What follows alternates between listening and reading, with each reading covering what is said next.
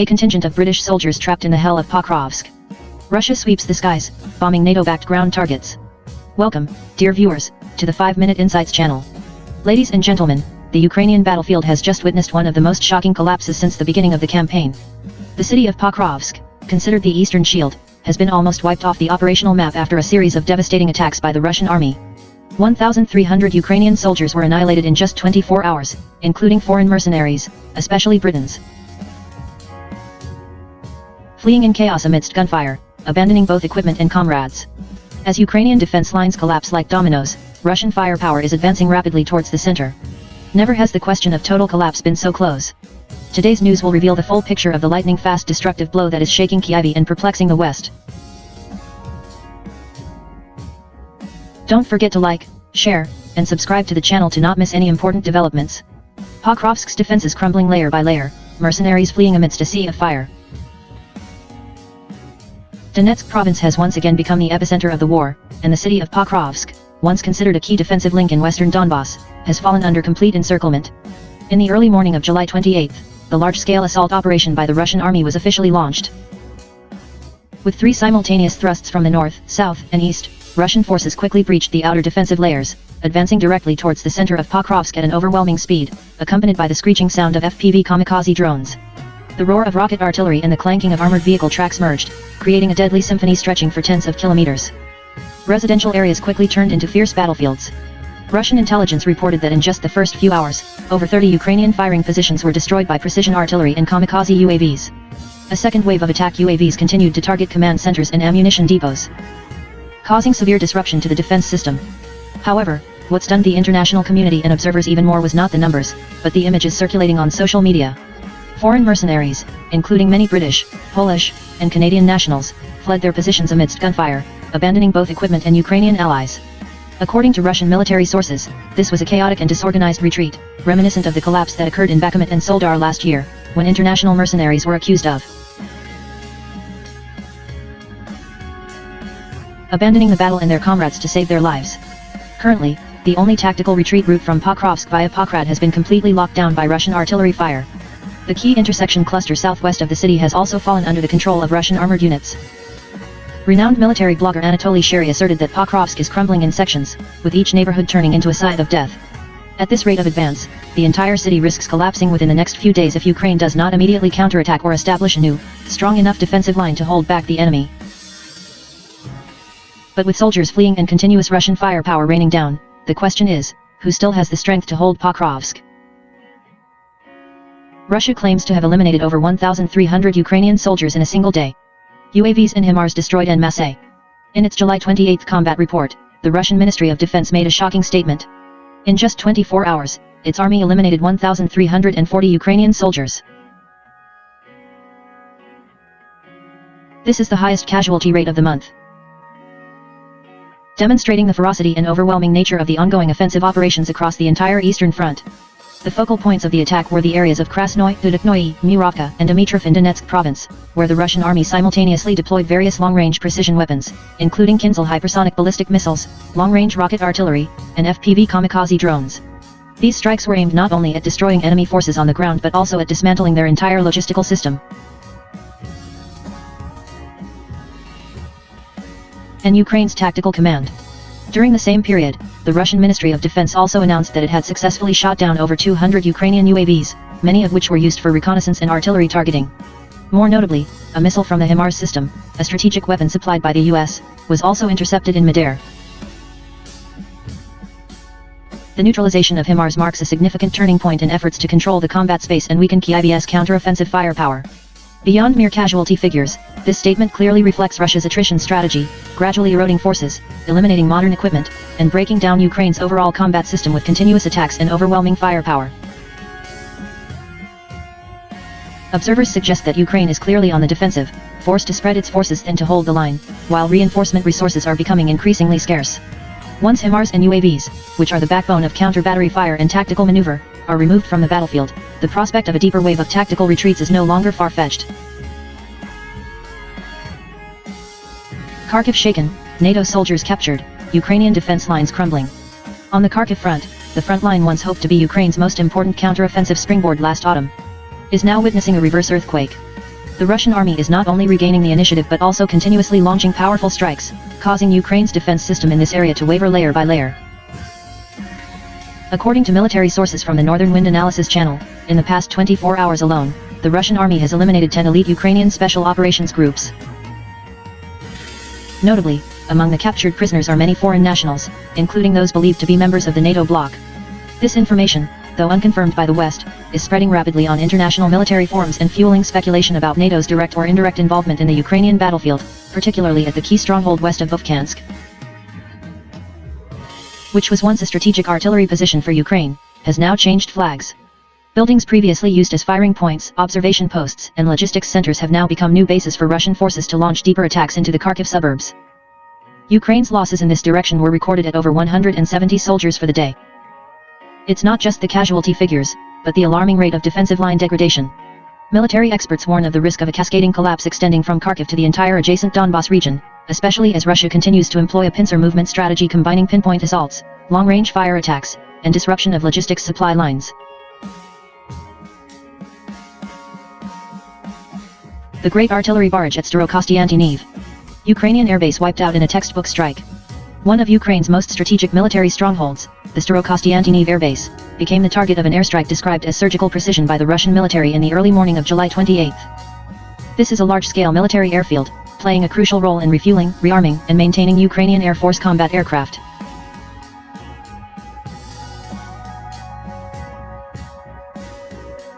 And also a vital transit hub for batches of aid equipment from the West. According to sources from the Telegram channel Military Chronicle, the operation began with Russia deploying UAVs. Kamikaze drones of the GRAN-2 type were used to probe and neutralize the air defense layer surrounding the base. These UAVs did not merely act as kamikaze drones but served to open the eyes for the cruise missiles following behind. Immediately after the air defense system was blinded, Tu-95MS strategic bombers launched a barrage of Kh-101 missiles, a type of cruise missile capable of evading radar and striking targets with an accuracy of less than 3 meters. As a result, logistics facilities, aircraft technical areas, weapon bunkers, and fighter jet parking areas were all heavily damaged. A large fire broke out in the technical area, lasting for many hours and preventing firefighters from reaching it in time. Notably, the timing of Russia's action coincided with intelligence indicating that Ukraine might be receiving additional advanced air defense systems, such as Patriot or IRIS from NATO at this base. If true, the recent strike not only destroyed a key combat center but also delivered a direct preemptive blow to the logistical link between the West and Kyiv. Analysts warn that if these systems were indeed part of the hit consignment, this would be one of Ukraine's greatest losses since the start of the special military operation, both strategically and in terms of political confidence. Luhansk ablaze. Nearly 3,900 Ukrainian soldiers killed or wounded.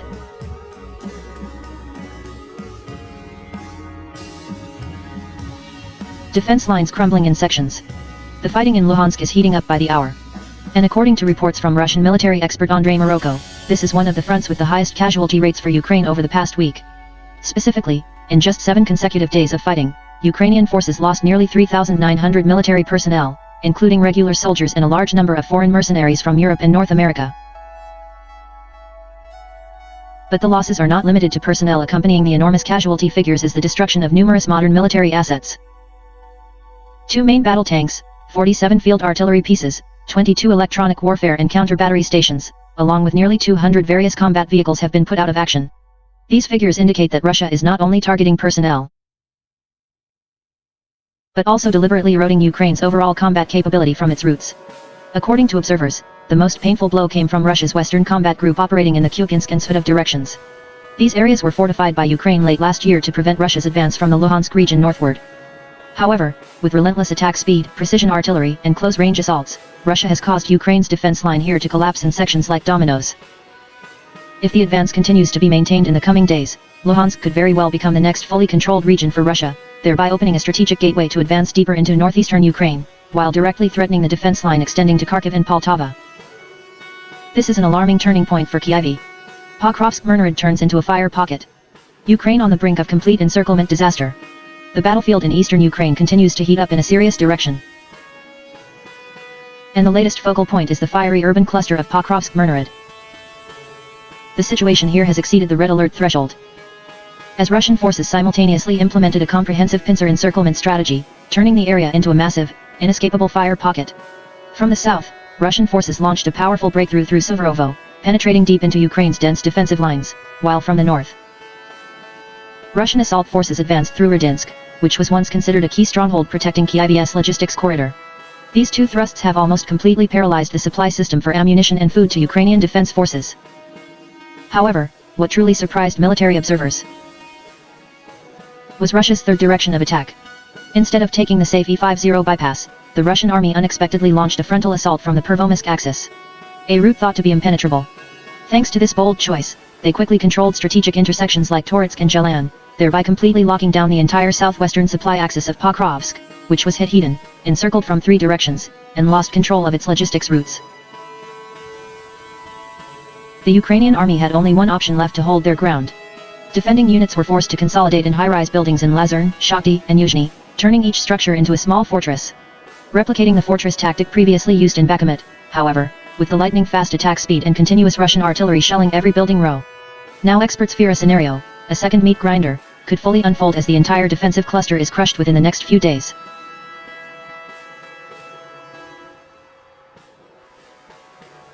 If Pokrovsk, Mernarod falls, it will be a serious strategic setback for Ukraine on the eastern front.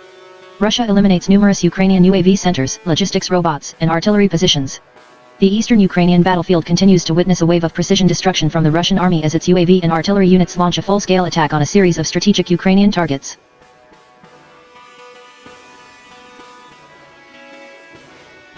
In new battlefield videos released by the Russian Ministry of Defense, numerous transport robots, UAV control stations and Kyiv's artillery positions were eliminated in just a few hours. Notably, over 50 autonomous logistics robots, a type of equipment specifically used to transport ammunition and food under fire, were completely destroyed by Russian FPV kamikaze UAVs. Experts assess that the destruction of these robots not only causes localized logistical disruptions but also deprives Ukraine of a crucial link in its automation warfare strategy, which the country has heavily invested in since 2022. Furthermore, in the Donetsk region, Russian electronic reconnaissance forces detected numerous UAV control stations, meticulously camouflaged by Ukraine in abandoned residential buildings and forest belts. After precisely identifying the coordinates, Russian ground artillery units quickly opened fire. As a result, the entire control system, including signal antennas, amplifiers, remote command equipment, and even operating personnel, were wiped out in a barrage of shells raining down. Concurrently, in the Zaporizhzhia region and near Heliopol, two hotspots in the strategic southern defense line, Russian artillery continued to inflict heavy damage by destroying many important Ukrainian firing positions. These were originally key battle positions, used to protect logistics routes, transfer ammunition, and reinforce the southeastern front. The relentless attacks on these points not only weaken Ukraine's counter-battery capabilities but also cause supply routes to be severed in sections, an indirect but strategically effective long-term blow. Ukraine faces troop crisis, widespread desertion, exhausted training centers. The battlefield is becoming increasingly fierce, while Ukraine's rear is facing a serious manpower crisis. According to reports from military blogger Alexiev, a member of the Española Brigade and a volunteer who has been present at many hotspots, Ukrainian infantry forces are depleted in both numbers and fighting spirit. The cause stems not only from heavy casualties on the front lines but also from an alarming increase in desertion. Alexiev revealed that many Ukrainian military training centers are overloaded and exhausted, lacking sufficient training personnel and necessary equipment to train new recruits. New mobilization waves are quietly freezing, as local authorities cannot ensure sufficient resources or morale for the newly called-up forces. The immediate consequence is that many units have been forced to completely withdraw from areas like Alexandro-Kolinov, which was once a defensive stronghold on the Donbas front. This withdrawal not only leaves a tactical void but also creates a chain reaction, weakening neighboring areas as well. The situation is becoming even more serious in Krasnohoivka, a city once considered a critical battle point in southern Donetsk. The Russian army, using a strategy of distant encirclement combined with precision firepower, has tightened its grip on this area, completely cutting off supply and communication lines. In this context, Ukraine's defense system seems to be dismantled layer by layer, like peeling an onion. Literally, every stronghold is retreating, every position is collapsing. From Pokrovsk to Kharkiv, from Luhansk to Mernarod, a series of key Ukrainian areas are shaking violently. Russia is no longer fighting a quick victory war but is applying a layer-by-layer strangulation tactic, while depleting enemy forces. It also disrupts logistics and combat morale. The flight of mercenaries, personnel crisis, and destroyed bases are forcing Ukraine into a passive defensive posture across the entire front. Meanwhile, Russia has been gradually gaining the initiative, advancing steadily into the heart of Donbas and eastern Ukraine. Will there be any turning point for Ukraine in the near future? Or is this the prelude to a decisive Russian victory? Kaliningrad, a misplaced but never forgotten peace.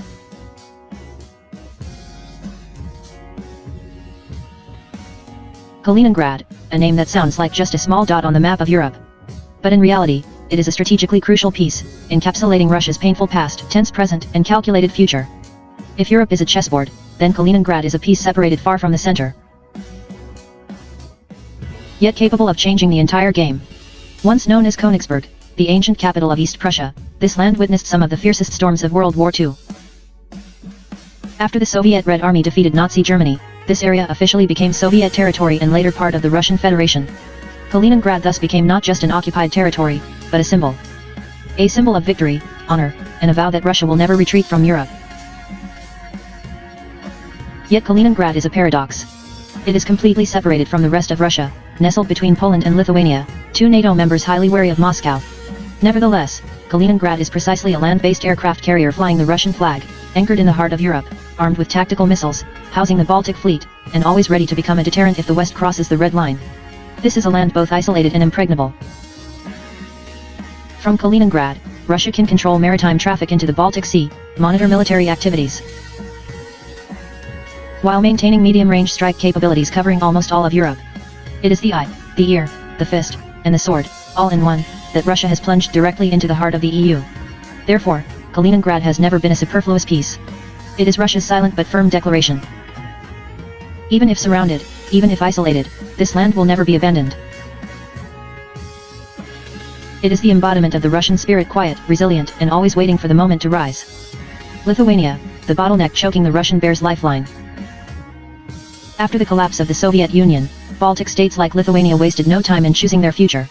They turned their backs on Moscow, rushed towards NATO, joined the EU, and gradually became the West's eastern outpost. But that very step pushed Lithuania into an extremely sensitive strategic position, where even a small move could shake the entire region, nestled between Kaliningrad and the rest of Russia. Lithuania is like a bottleneck blocking Moscow's vital transport lifeline.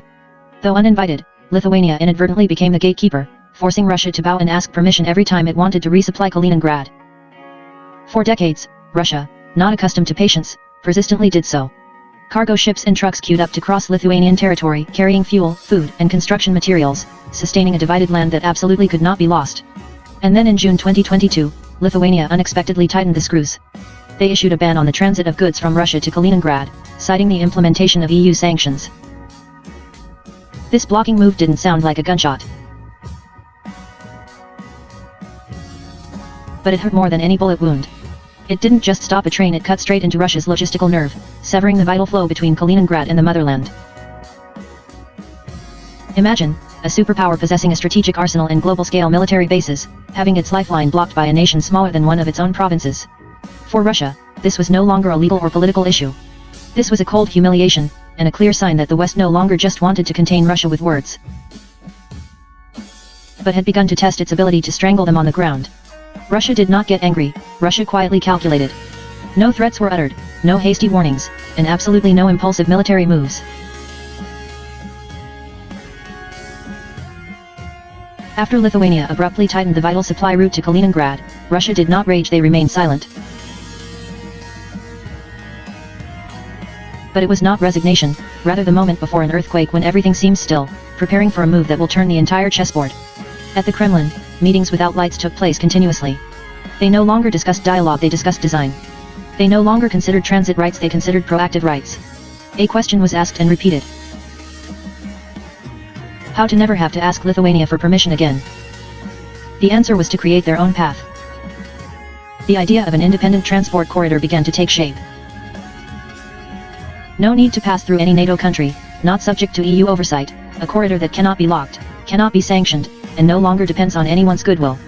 They explored every possibility, from a bridge across the Baltic Sea, a railway line bypassing Belarus, to even an underground tunnel through the earth near the Lithuanian border, where no international court could intervene in time. These were no longer just ideas on paper, but a race against time to re-establish Moscow's initiative. And what sent shivers down Europe's spine was this: Russia no longer knocks on the doors of international conferences. They are redrawing their own transport map. While the West thought Moscow would react with angry words, the Kremlin actually responded with technical blueprints. Cold, precise, and irreversible. No longer seeking sympathy, no longer expecting diplomacy. Russia now pursues only one goal: control. And they are doing it not with the sound of gunfire, but with every section of railway, every bridge beam, every meter of concrete laid down, silently but decisively. The exclusive corridor when Russia rewrites the rules. When Lithuania's door closed, Moscow didn't look for a key. They chose to build an entirely new path, not a detour but a game-changing move. And the name given to this plan by strategists in the Kremlin sounds both humble and defiant: the exclusive corridor. But don't let the word corridor mislead you. This is not just an ordinary transport route, but a super infrastructure complex with extremely sophisticated geopolitical calculations. A high-speed railway line, a highway capable of handling heavy military vehicles, energy pipelines, separate data cable systems, and even integrated defense facilities. A corridor that both transports goods and provides access. From fuel and technology to information and military forces. Most notably, this corridor will be placed outside EU control, not subject to coordination by any international body, and most importantly, not dependent on Lithuania's approval. Legally, it will be like a special territorial strip, where Moscow has full authority over operations from transport to security, from engineering to logistics. If this plan succeeds, Kaliningrad will no longer be a strategic weakness choked whenever East-West relations are tense.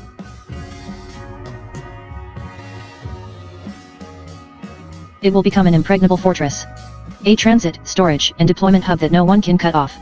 And most importantly, Lithuania, the nation that once thought it held the bottleneck to Russia's lifeline, will be completely removed from the chessboard.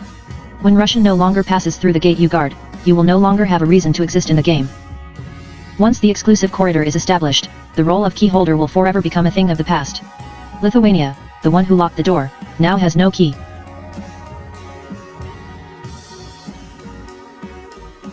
Before 2022, the flow of transport from Russia through Lithuania was not just a simple logistical operation, it was an economic lifeline sustaining an entire chain of industries, from seaports, logistics, and transportation, to warehouse workers, drivers, and contractors.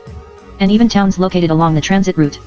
Every cargo train passing through Lithuanian territory not only carried oil, coal, and construction materials but also brought taxes, foreign currency, and thousands of job opportunities. But then Lithuania decided to close the door. They banned the transit of a range of Russian goods to Kaliningrad, citing the implementation of EU sanctions, a move that seemed bold but inadvertently became a scissor cut through its own economic lifeline. Klaipėda port, once the busiest hub in the Baltic region, suddenly fell into a state of hibernation. Containers disappeared, docks fell silent. Transport companies reported continuous losses, and numerous employees were laid off indefinitely. Lithuania thought it had delivered a cunning blow to Moscow, but it forgot that in any confrontation, the first to suffer is not the strong side, but the smaller and more vulnerable one. And the bitterest part is that Russia neither got angry nor begged. They turned their backs and sought another path. A path in which Lithuania would have no role. Now, as the new corridor gradually takes shape, Lithuania is beginning to realize it has lost its most valuable asset. Its strategic position in the regional supply chain, for which it once held the key. But now, they have thrown it away with their own hands, and no one is knocking on their door anymore. Kaliningrad from Achilles' heel to a sword plunged into Europe. While Lithuania was busy counting the damages it had inflicted upon itself, on the other side, Kaliningrad. The land once considered Russia's Achilles' heel, is quietly transforming. No fanfare, no grand declarations, but day by day, hour by hour, Moscow is transforming this place into an impregnable fortress right in the heart of Europe. The Baltic seaport is being expanded. New cranes, deeper drafts, longer piers, all designed to accommodate large cargo ships. Without needing to pass through any NATO gateway. Kharkiv Airport, previously just a supply point, is now being upgraded into a strategic air transport hub, with extended runways, expanded terminals, integrated radar, and long-range defense systems. Most importantly, Iskander missile systems, symbols of Russia's strategic deterrence, have been permanently deployed here. But Kaliningrad's transformation doesn't stop at military aspects. A massive logistics network is forming, from warehousing centers, cargo transshipment stations, dedicated container terminals, to new routes connecting with Belarus and the Baltic Sea. Kaliningrad is not only escaping isolation but also rising as a new transit hub for the entire East and North European region. What was once a vulnerable choke point is now a Russian steel sword plunged directly into the heart of the EU. A calculated turning point, where every meter of expanded land, every additional bridge built, every cargo ship docking is an unwritten declaration. Russia not only withstands encirclement but also knows how to successfully turn defense into offense. Silently but unstoppably.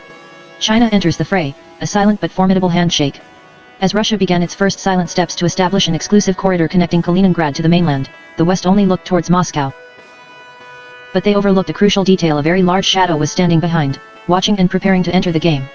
That name is China. No loud declarations, no grand signing ceremonies. But from discreet diplomatic sources, and also from technical cooperation, began to emerge in meetings between Russian businesses and Chinese officials.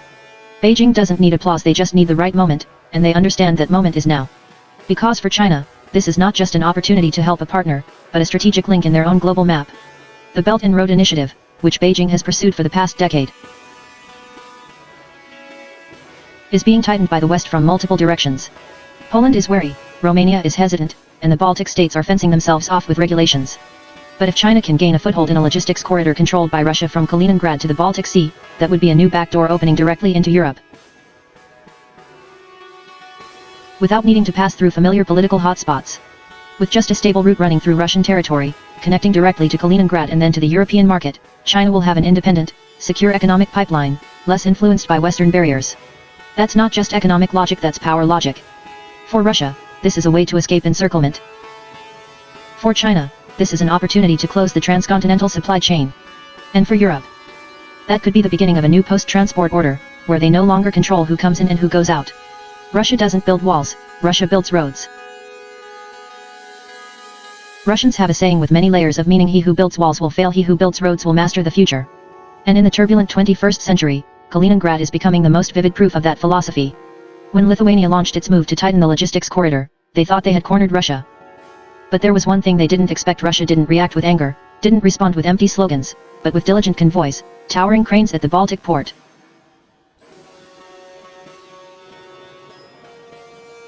And every meter of concrete silently laid down. They don't tear down walls, they build roads. No need for permission, no need to wait, no need for meaningless negotiations.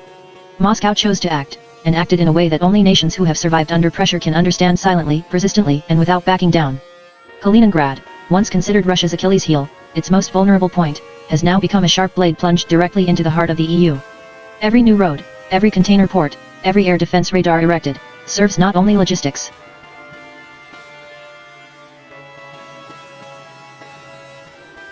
but also as bricks building the new form of a strategic fortress named Kaliningrad. And then, when the first convoy rolls on the corridor without Lithuanian permission, that will be the moment when those who once underestimated Russia will be forced to reconsider. They will realize that Russia not only survived sanctions but grew and advanced precisely because of those blockades. Dear viewers, today, we have journeyed together through not just a route connecting two lands, but a journey connecting the will and determination of a nation that has been pushed to the brink many times, but has never succumbed. Kaliningrad, from a seemingly blockaded territory, is becoming a strategic gateway for both Russia and potentially for Eurasia in the future. As for Lithuania, will they realize that they have built a wall so high that others must dig through it rather than turn back? What do you think of Russia's move? Will the Kaliningrad corridor become a new strategic symbol? And can Lithuania maintain its position on the chessboard, or will it be discarded like an outdated chip? US, NATO, Donald F. Trump take action. Patriot Missiles in the test of superpower. The fierce missile and UAV attack in the early morning of July 28 not only triggered alarms in Ukraine but also created a wave of shock among Western political circles, especially in Washington. The timing of the attack dramatically coincided with an extremely sensitive diplomatic event, a phone call between US President Donald Trump and Russian President Vladimir Putin, which took place just hours earlier. Immediately after the call, a series of urgent decisions were made from the Pentagon. Donald Trump, in his role as a peace broker and someone regaining influence in the White House, immediately ordered the release of a portion of the Patriot PAC-3 missile stockpile, which had been held back in aid packages from previous administrations. 12 of the 40 Patriot systems, originally deployed in Poland, were rapidly redeployed to Ukraine as an urgent firefighting measure. More than just a military technical decision. This was a calculated political response. Europe immediately capitalized on the situation to push for US arms deals, both to further equip Ukraine and to strengthen ties with Washington. Something Mr. Trump considered proof of his familiar slogan, "Make America Great Again," by exporting weapons. Not long after, Mr. Trump further announced a $10 billion aid package for Ukraine, accompanied by a fiery threat.